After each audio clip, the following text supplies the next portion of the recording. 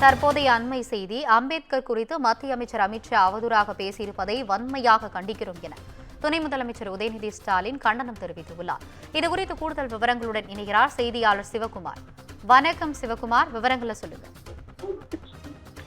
வணக்கம் ஆனந்தி. நாடாளுமன்ற கூட்டத்தொடரில் மத்திய அமைச்சர் அமித்ஷா அவர்கள் அம்பேத்கர் குறித்து பேசிய விவகாரம் தற்பொழுது பெரும் சர்ச்சையை ஏற்படுத்தியிருக்கிறது. அமித்ஷாவிற்கு எதிராக பல்வேறு கட்சி தலைவர்கள் அவர்களுடைய எதிர்ப்பை தெரிவிக்கக்கூடிய இந்த நேரத்தில் துணை முதலமைச்சர் உதயநிதி ஸ்டாலின் ஒரு சமூக வலைதளத்தில் ஒரு பதிவை பதிவிட்டிருக்கிறார்.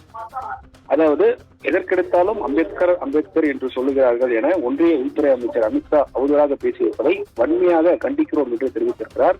மேற்கொண்டு எப்படி எங்கே செல்லலாம் என டூர் கைடு வேலை பார்ப்பதற்கு பதிலாக உள்துறை அமைச்சர் பொறுப்பை அமித்ஷா முதலில் சரிவர கவனிக்கட்டும் என்று தெரிவித்திருக்கிறார். மேற்கொண்டு அண்ணல் அம்பேத்கர் தந்த அரசியலமைப்பு சட்டத்தை எப்படியாவது சிதைக்கலாம் என்று கங்கணம் கட்டிய அலையும் பாசிஸ்டர்களுக்கு அம்பேத்கரின் பெயரை கேட்டாலே எரிச்சல் வருகிறது என்றால் இன்னும் பல நூறு முறை அண்ணல் அம்பேத்கரின் குரல் உயர்த்தி சொல்வோம் எனவும் குறிப்பிட்டிருக்கிறார்.